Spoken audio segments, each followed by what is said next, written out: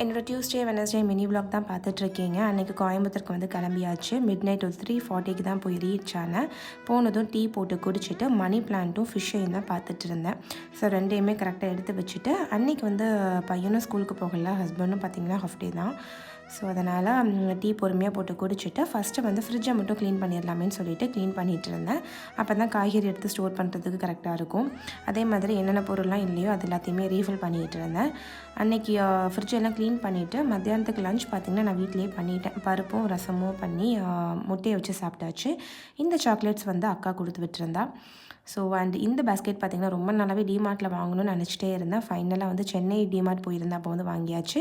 மதியானம் சிம்பிளான லஞ்ச் சாப்பிட்டுட்டு கொஞ்சம் நேரம் படுத்துட்டு ஈவினிங் மேலே போய் வெஜிடபிள்ஸ்லாம் வாங்கிட்டு வந்தாச்சு. நைட் டின்னருக்கு பார்த்திங்கன்னா தோசையும் கடலை மாவு சாம்பாரும் தான் ஹஸ்பண்ட் வந்து ஹெல்ப் பண்ணிகிட்டு இருந்தாங்க. ஸோ அந்த டே பார்த்திங்கன்னா எனக்கு அப்படி தான் போச்சு. அஸ்ஸலாமு அலைக்கும்.